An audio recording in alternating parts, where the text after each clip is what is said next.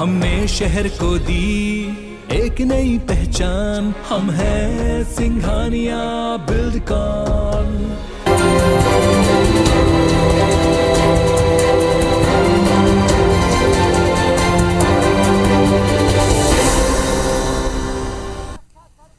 नमस्कार, स्वागत है आप सबका। मैं पुनीत पाठक और आप देख रहे हैं छत्तीसगढ़ की बात। छत्तीसगढ़ विधानसभा के बजट सत्र की शुरुआत हो चुकी है और दूसरा दिन काफी हंगामेदार रहा। भारी हंगामे के बीच में राज्य सरकार ने वित्तीय वर्ष 2021-22 का तीसरा अनुपूरक बजट पारित कर दिया।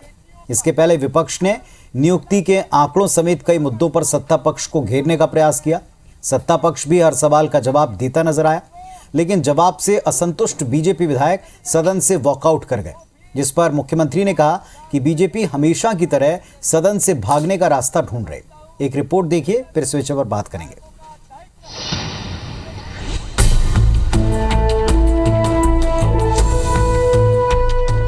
छत्तीसगढ़ विधानसभा का दूसरा दिन हंगामेदार रहा।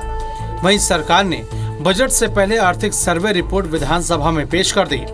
योजना, आर्थिक एवं सांख्यिकी विभाग के मंत्री अमरजीत भगत ने आर्थिक सर्वेक्षण 2021-22 की रिपोर्ट को सदन के पटल पर रखा। रिपोर्ट के मुताबिक छत्तीसगढ़ की जीडीपी देश की जीडीपी से कहीं ज्यादा है। भारत की जीडीपी जहां 9.2% है, वहीं प्रदेश की जीडीपी 11.2% है।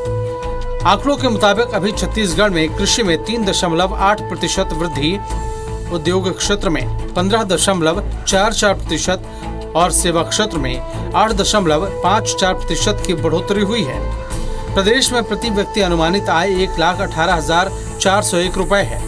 प्रति व्यक्ति आय में करीब 11.93% की बढ़ोतरी हुई है। वहीं छत्तीसगढ़ की अर्थव्यवस्था में क्षेत्रवार योगदान को देखें तो कृषि में 16.73%, उद्योग क्षेत्र में 50.6% और सेवा क्षेत्र में 32.66% है। कृषि क्षेत्र में छत्तीसगढ़ का जो योगदान है वो 3.88%, प्रति व्यक्ति आय में प्रतिशत में 11.93% छत्तीसगढ़, 16.69% भारत सरकार। खाली ये जो आर्थिक सर्वेक्षण है ये जगलरी है, ये वास्तविक नहीं है। अगर आप इस सर्वेक्षण को देखकर किसी चार्टर्ड अकाउंटेंट से, किसी इकोनॉमिस्ट से पूछेंगे तो बताएगा कि खाली ये आंकड़ों का माया जाल है। छत्तीसगढ़ वास्तव में जो विकास होना चाहिए वो विकास यहाँ पर नहीं हो रहा। विधानसभा में बीजेपी विधायक रंजना साहू ने ऑनलाइन ठगी का मामला उठाते हुए गृह मंत्री का ध्यान आकर्षित कराया। इस पर गृह मंत्री ने बताया कि ऐसे मामलों की जांच के लिए दुर्ग, बिलासपुर और रायपुर में एंटी साइबर क्राइम यूनिट बनाई गई है। साथ ही हेल्पलाइन नंबर भी जारी किया गया है। जो 24 प्रकरण अभी आपने उल्लेख किया है, उस पर विधि सम्मत विभाग ने कार्यवाही की है। गिरफ्तारी भी हुई है, न्यायालय में पेश भी हुआ है, बाकी में जांच भी चल रहा है सभी प्रकार की।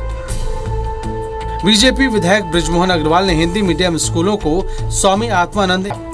उन्होंने कहा कि प्रदेश के दशकों पुरानी कई स्कूलों के नाम बदले जा रहे हैं। जिन क्षेत्रों में हिंदी मीडियम स्कूल बंद किए गए, वहां बालिका शिक्षा का क्या होगा।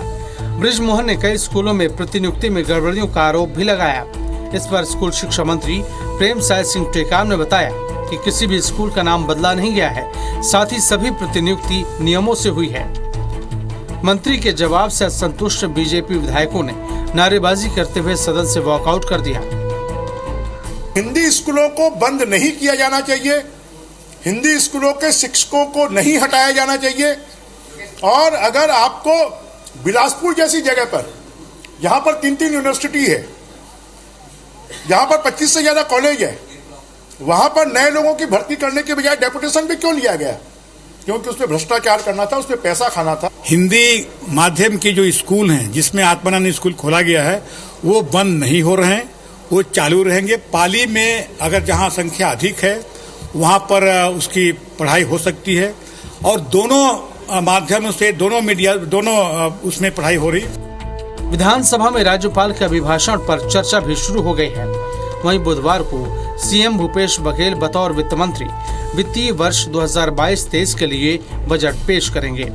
विधानसभा में वित्तीय वर्ष 2021-22 का 492 करोड़ 43 लाख रुपए का तीसरा अनुपूरक बजट भी पारित कर दिया गया है। मुख्यमंत्री भूपेश बघेल ने सदन में हुई चर्चा का जवाब देते हुए बताया कि अनुपूरक बजट में अमर जवान ज्योति की स्थापना के लिए भी प्रावधान किया गया है।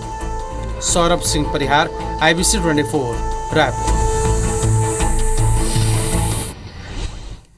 तो बजट सत्र जैसा अनुमान था वैसी शुरुआत हुई है, गर्मागर्म, हंगामेदार और प्रश्नों से भरी हुई। हालांकि सत्ता पक्ष ने भी हर एक सवाल का जवाब दिया है भरपूर तरीके से, और दूसरी तरफ ये दावा है कि जो प्रदेश का बजट आएगा वो सबको विकास की तरफ ले जाने वाला बजट होगा। हमारे साथ इस वक्त दोनों पक्षों के दो बहुत ही मुखर स्पष्ट वक्ता नेता और प्रवक्ता हैं। केदारनाथ गुप्ता जी हैं भारतीय जनता पार्टी से, चंद्रशेखर शुक्ला जी हैं कांग्रेस पार्टी से। चंद्रशेखर शुक्ला जी, बजट सत्र शुरू हुआ तो सबको ये उम्मीद है कि अब की बार जिस तरह के देश में, प्रदेश में और अब तो दुनिया में युद्ध के बाद जिस तरह के हालात हैं, चारों तरफ से आशंकाएं बहुत ज़्यादा हैं और राहतों की उम्मीद आम इंसान करता है। बजट किस प्रकार का होगा, इसके पहले जो सर्वेक्षण रिपोर्ट आई है उसने कुछ पॉजिटिव संकेत दिए हैं, लेकिन विपक्ष ने उस पर भी प्रश्न खड़ा किया। किस तरह का ये बजट होगा और सत्र का ये दिन जो हंगामा हुआ, जो प्रश्न उठाए गए, उसे आप कैसे देखते हैं?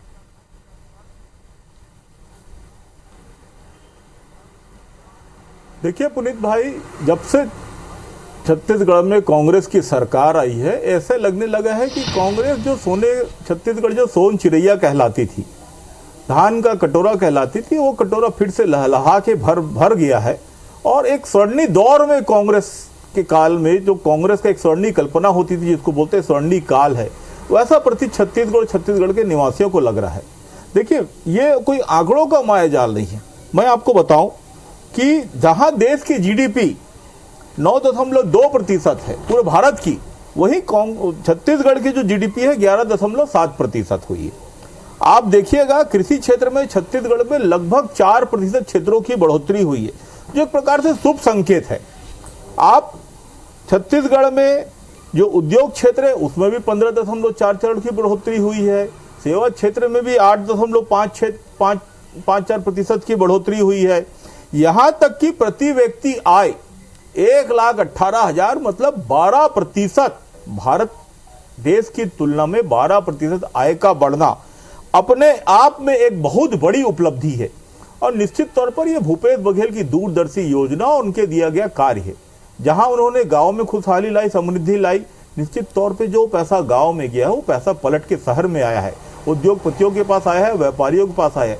जब एक व्यक्ति संपन्न होता है तो पूरा समाज खुशहाल होता है, संपन्न होता है। ये बात हमने करके दिखाया है और इसीलिए छत्तीसगढ़ में विकास बढ़ रहा है।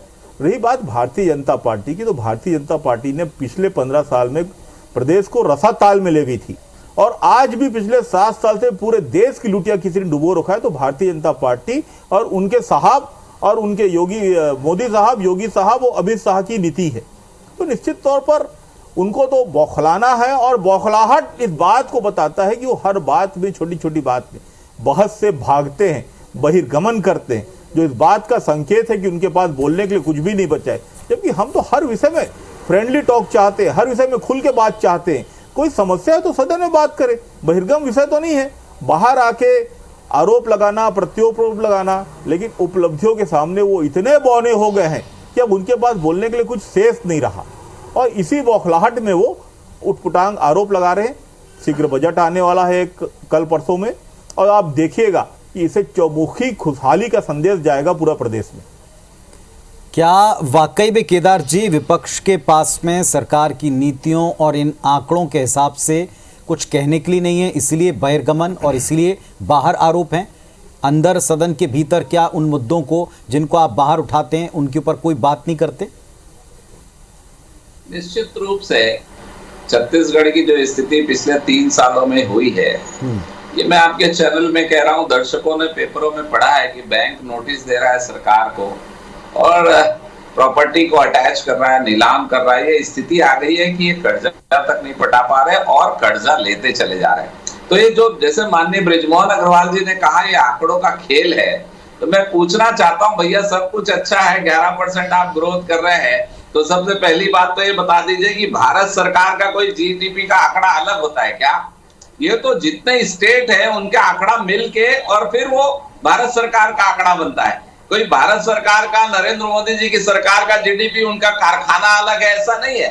ये लोग क्या कहते हैं विधानसभा में, कैसे मुंह या मिट्ठू बनना चाहते हैं। और अगर मैं मध्य प्रदेश से इनकी तुलना कर दूं तो वो 23.4% ज्यादा ग्रोथ है, तो 11% में अटक गए। तो निश्चित रूप से पूरे देश का मिलाकर जीडीपी होता है, जो स्टेट का जीडीएसपी होता है, तो ये उसके लिए मुंह मियां मिट्टू बन रहे। कैसे गलत बात कर रहे हैं, जो अर्थशास्त्र को अच्छे से जानते हैं वो समझ रहे होंगे कि इन्होंने विधानसभा को मजाक बना रखा है।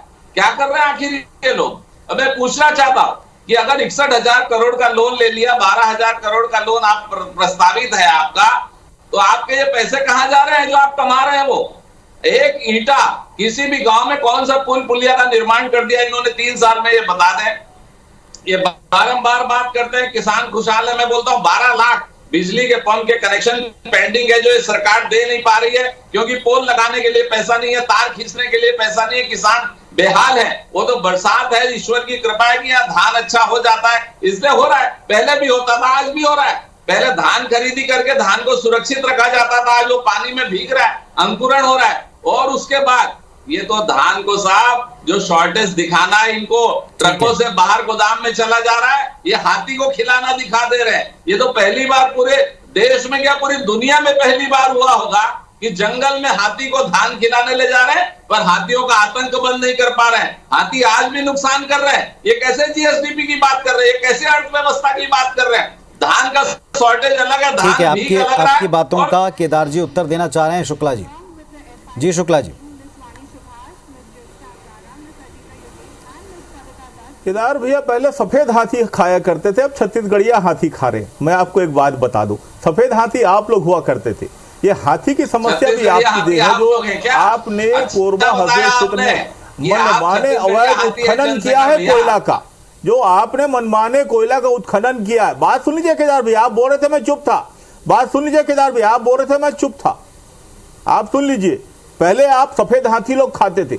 आज छत्तीसगढ़ में धान का जो खरीदी है 1 लाख मीट्रिक टन पहुंच गया है। आप बोलते धान पहले होता था ले देके 55,000 56,000 क्विंटल आप खरीदते थे, अब 1 लाख मीट्रिक टन धान हो रहा है, जो स्पष्ट बताता है कि कृषि क्षेत्र में बढ़ोतरी हुई है। लो बताता है कि रोजगार में बढ़ोतरी हुई, गांव के प्रति से आकर्षण बढ़ा है। दूसरी बात आपने जीडीपी की कही, मैं आपको बता दूं माननीय नरेंद्र दामोदर दास मोदी जब मुख्यमंत्री हुआ करते थे ना, तो अपने बजट में इसी भाषा का इस्तेमाल किया करते थे कि गुजरात की जीडीपी इतनी है और देश की जीडीपी इतनी है। तो जब वो भाषा इस्तेमाल करते थे तो आपको अच्छी लगती थी। तो अब आप सुनिए, भारत की जीडीपी एक साथ गिनना होती है, लेकिन भारतवर्ष की जो जीडीपी है अन्य जनसंख्या के अनुपात में छत्तीसगढ़ की जीडीपी आपसे 2.5% ज्यादा ग्रोथ दिखा रही है। जब सर्वेक्षण होता है तो इसमें राज्यों का भी सर्वेक्षण होता है, जो स्पष्ट कर रहा है कि हमारी उपलब्धियां आपकी उपलब्धियों से ज्यादा है। हमारा औद्योगिक क्षेत्र भी बढ़ा है, हमारा कृषि क्षेत्र भी बढ़ा है, हमारा सेवा क्षेत्र भी बढ़ा है। और रही बात आपने एक ईंटा नहीं रखने की, तो जितनी सोसाइटियों में आप कहते थे भंडारण की व्यवस्था नहीं है, 15 साल में आपने कितने खाद गोदाम बनाए, इसका भी हिसाब दीजिए। अभी तो हमने सब जगह सेट लगा दिया है, सब जगह चबूतरा बना दिया है। गांव गांव में जो किसान कुटीर बन रही है, जो आत्मानंद स्कूल बन रहे हैं, वो कई ईंटें हैं जो आपके सपनों में रखा रहे हैं और आपको अंदर रसतल में लेके जा रहे हैं। आज उस ईंटों को लग जाने के बाद आप उठने की कल्पना भी मत करना, छत्तीसगढ़ इतना विकास कर रहा है। चलिए ठीक है, विकास के पैमानों के लिए कुछ आंकड़े बताए जाते हैं, दिखाए जाते हैं, उन्हीं आधार के ऊपर आगे के लक्ष्य भी तय होते हैं। क्या इन आंकड़ों पर भरोसा नहीं है बीजेपी को? अगर नहीं है तो इसके पीछे क्या तर्क है? केदारनाथ गुप्ता जी, हमने सुना भारतीय जनता पार्टी के विपक्ष के बहुत जिम्मेदार नेता कह रहे हैं कि जितने भी आंकड़े हैं ये सब बाजीगरी, दरअसल इनमें वास्तविकता नहीं है। लेकिन इसी तरह के आंकड़े, इसी तरह की सर्वेक्षण रिपोर्ट लगातार आपकी सरकारों के समय पेश होती रही। अब ये आंकड़े कैसे रिलायबल नहीं है? क्या इसके पीछे विपक्ष का तर्क? नहीं, देखिए, जो एक आम आदमी होता है उसको मतलब होता है कि सरकार की जो सुविधाएं हैं वो उसको कैसे मिल रही है। आप कागज में कुछ भी लिखते जाइए ना, पर मैं पूछना चाहता हूं कि प्रधानमंत्री आवास जो 11 लाख स्वीकृत हुए छत्तीसगढ़ के गरीब भाइयों को, 11 लाख कह रहा हूं, 11 लाख मतलब एक परिवार में अगर 4 लाख लोग हैं तो 44 लोगों का आशियाना, 44 लाख लोगों का आशियाना जो नरेंद्र मोदी जी ने जिसका पैसा भेज दिया, वो ये क्यों नहीं बनवा पा रहे? कहां गया इनके अंशदान का पैसा? और जब कोरोना जैसी महामारी चल रही थी तब इन्होंने 2 साल इनकी सरकार आई तो आयुष्मान कार्ड की योजना को जो 5 लाख रुपए गरीबों को मिलता वो रोक रखा था। क्यों रोक रखा था? जब विकास हो रहा है, पैसे खूब आ रहे हैं, आमदनी बढ़ रही है, तो सरकार के पैसे कहां जा रहे हैं? क्या हाथी खा जा रहे हैं? केदार जी, मेरे भाई ने स्वीकार किया कि अब जी केदार जी, मूल प्रश्न ये है कि जिस तरह आर्थिक सर्वेक्षण रिपोर्ट हर साल पेश होती है, ये सरकार अगर अभी बना रही है तो शायद क्या आप ये कहेंगे पहले भी सरकार इस तरह के आंकड़े बनाती थी? ये आंकड़े जिस तरीके से जिस प्रोसेस से बनते हैं वो प्रोसेस तो नहीं बदली गई। एक आम आदमी का प्रश्न है कि आज ये आंकड़े झूठे कैसे हो गए? वही बता रहा हूं पुनीत जी कि पहले तो आयुष्मान योजना पूरी लागू हुई थी, जैसे डॉक्टर रमन सिंह की सरकार थी, सारी योजनाएं केंद्र की थी, उसका जो हमारे हिस्से में प्रदेश का पैसा आता था वो जमा होता था। प्रधानमंत्री के आवास बन रहे थे, 5.5 लाख आवास बने, पैसा गया, आयुष्मान योजना चलती रही। आखिर अब क्या हो गया? अरे 968 पुल पुलिया का निर्माण हुआ 15 वर्षों में, 968, और बड़े पुल 500 बने, 45,000 स्कूलों का निर्माण हुआ। आज तो स्वामी आत्मानंद स्कूल को उसी स्कूल में चला रहे। एक इंफ्रास्ट्रक्चर ये सरकार नहीं बना पाती। तो मैं कह रहा हूं पहले जो आंकड़े आते थे, जो सर्वे रिपोर्ट होता था, उसके साथ साथ प्रदेश की जनता को काम दिखता था। आज जो सर्वे रिपोर्ट, ये पॉइंट आपका, पहले काम दिखता था, अब काम नहीं दिख रहा है। चंद्रशेखर शुक्ला, कहीं कुछ नहीं है तो कैसे कैसे कैसे बढ़ रहा है? क्या बढ़ रहा है? कहां से बढ़ रहा है? जी शुक्ला, चाहता हूँ ये गांजे की और मादक पदार्थों की तस्करी का क्षेत्र बन गया है छत्तीसगढ़। क्या विकास की बात होगी? केदारनाथ गुप्ता जी को आंकड़े भी नहीं पता रहते। 45,000 तो छत्तीसगढ़ में गांव नहीं है, 45,000 स्कूल इन्होंने बना दिया। तो फिर उसके पहले जो पिछले 60 साल में बने थे वो क्या बने थे? क्या तब गांव छत्तीसगढ़ के लोग अनपढ़ गंवार थे? तब क्या स्कूल नहीं हुआ करता था छत्तीसगढ़ में? गुप्ता जी 45,000 का आंकड़ा ये झूठा है। आप तो अपनी केंद्रीय योजनाओं के बारे में नहीं बता पाए। गुप्ता जी जिस स्कूल में पढ़े हो ना आप, वो स्कूल कांग्रेस ने बनाया है। जिस अस्पताल में आप पैदा हुए हो वो अस्पताल कांग्रेस ने बनाया है। आपने तो डीके अस्पताल के अंदर गुफा बनवा दिया था, गुफा, जमदारी से बोल रहा हूं। डीके अस्पताल के अंदर आपने गुफा बनवा दिया था और गुफा का नाजायज इस्तेमाल होता था, ये हर किसी ने देखा है। उस गुफा के फोटो आए थे केदारनाथ गुप्ता जी, आपको याद है वो गुफा? तो ज्यादा मत मुंह खोलवाइए। 45,000 स्कूल बनवा दिया, वो सारे कांग्रेस की देन थी। और आप इस प्रकार की झूठी बातें करते हैं। केंद्र की योजना का लाभ बता दीजिए, केंद्रीय बजट का एक लाभ बता दीजिए। डीजल महंगा आपके राज्य में हुआ, पेट्रोल महंगा आपके राज्य में हुआ, लोगों को खाने पीने के लिए अनाज दाना नहीं मिल रहा है, वो आपके राज्य में हुआ। देश को बर्बादी के ले गए। और छत्तीसगढ़ का जीएसटी का पैसा, माइनिंग का पैसा, मिनरल का पैसा, आप प्रधानमंत्री योजना की बात करते हैं, आवास योजना की 60-40 का रेशो कर दिया है। एक मेरा सवाल है आपसे, 25% की कटौती की, वो पैसा कब कहना चाहता हूं। अफगानिस्तान की बात करते हैं। चलिए आप पहले कह लीजिए में आपने जी केदार जी, आप कह लीजिए। छत्तीसगढ़ के साथ बाकी राज्यों के साथ भी कटौती करी है आपने। किस मुंह से आप तारीफ करते हैं? आपको बोलने में शर्म क्यों नहीं आती है? इतने झूठ आप बोल कैसे लेते हैं?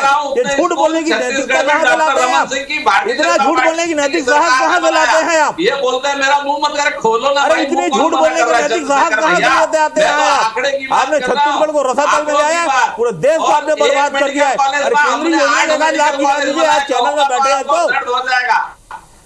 चलिए ठीक है, चंद्रशेखर शुक्ला जी एक सवाल है मेरा, गुप्ता जी अब एक सवाल चंद्रशेखर शुक्ला जी से मेरा। झूठ बोलने का नैतिक साहस कहां से लेके आते हैं? विपक्ष का ये जो कहना है कि पहले आंकड़ों के साथ में काम दिखता था, इसे कैसे कांग्रेस पार्टी लेती है, सत्ता पक्ष इसे कैसे जनता के बीच पहुंचाता है? क्योंकि आंकड़े पहले भी आते थे, उसी व्यवस्था से आते थे, आज भी उसी व्यवस्था से आंकड़े आ रहे हैं। पहले भी उन्हीं पैमानों पर विकास नापा जाता था, आज भी उन्हीं पैमानों पर विकास नापा जा रहा है।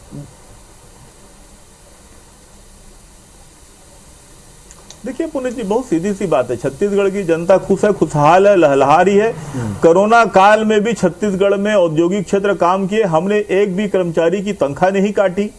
छत्तीसगढ़ में किसानों के जेब में पैसा जा रहा है, वो पैसा घूम फिर के व्यापारियों तक आ रहा है, सभी खुशहाल है। ये आंकड़े, ये तथ्य लोगों की मुस्कुराहट बता रही कि हमारा काम अच्छा चल रहा है और अच्छे से काम हो रहा है, ये तथ्य है। इस प्रकार के झूठे आंकड़े पेश करना और भविष्य आगामी बजट पेश करने की जो प्रवृत्ति है वो माननीय भाजपा सरकार और मोदी जी की है, जो भविष्य की योजनाएं बताते हैं। वर्तमान योजनाओं में जो क्रियान्वयन हो रहा है वो यहाँ नजर आ रहा है। ये तो बोल के 45,000 स्कूल बनाए, 45,000 स्कूल ये बना है। उससे पहले कि हम लोग किस स्कूल से पढ़े हैं? केदार गुप्ता जी, हम लोग किस स्कूल में पढ़े हैं? आप किस स्कूल में पढ़े हैं? तब क्या स्कूल कॉलेज नहीं हुआ करते थे क्या? इतना झूठ बोलने का नैतिक साहस कहां से ले आते हैं आप? डीके अस्पताल के अंदर गुफा बना दिया था आपने, डीके अस्पताल के अंदर आपने गुफा बना दिया था और शराब की बात करते हैं, 500 करोड़ का बजट 5000 करोड़ में आपने बचाया। आप बेच के 500 करोड़ का जो बजट था 5000 चलिए करोड़ गुप्ता जी, शुक्ला जी, कल बजट पेश होना है, और जब बजट पेश होगा तो बजट में क्या रहता है, किस विजन की तरफ सरकार बढ़ती है, इस पर आप दोनों को फिर आमंत्रित करेंगे। फिर आप दोनों को बोलना है कि इस बजट में क्या वे प्रदेश की जनता के लिए पाते हैं, क्योंकि ये आश्वासन, ये भरोसा दिया गया है कि बजट जो है वो हर एक वर्ग के लिए होगा। और उसके पहले रिपोर्ट के ऊपर जो बहस है उसको भी कंटिन्यू करेंगे। फिलहाल शुक्रिया आप दोनों का अपने पक्ष रखने के लिए। धन्यवाद, नमस्कार।